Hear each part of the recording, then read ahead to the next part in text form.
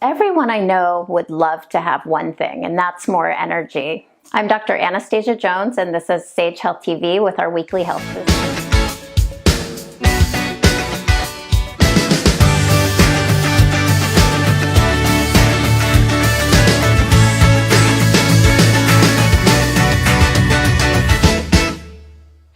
We've been talking a lot about fatigue and about different things that might contribute to fatigue or zap our energy recently. And one of those key things that's really important to look at and address is nutritional deficiencies.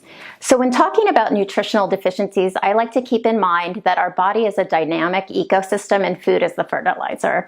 Even when eating a really nutrient-dense diet, sometimes it can be difficult to get all the nutrients we need. That's because often our foods are grown in soil that's not adequate, doesn't have the right nutrients, or we may have a personal inability to absorb or assimilate those nutrients. So that's one thing to keep in mind. A lot of us are dealing with nutritional deficiencies that are the most common, and that can include things such as vitamin D, especially here in the Great Pacific Northwest. Vitamin D is a really, really common deficiency.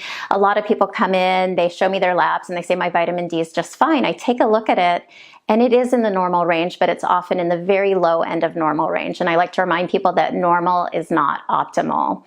So I see people coming in with 20 or 30. I really want to see them at about 50 to 80.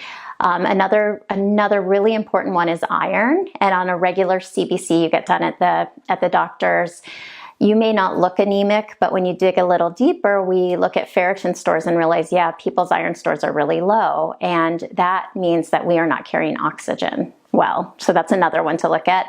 B vitamins are critical to look at as well. And the B vitamins are so important. We hear about B12 for energy, but there's so many other ones. There's folate and B6, which are absolutely essential in synthesizing those neurotransmitters and those hormones that make us feel good, leave us feeling optimal and energized.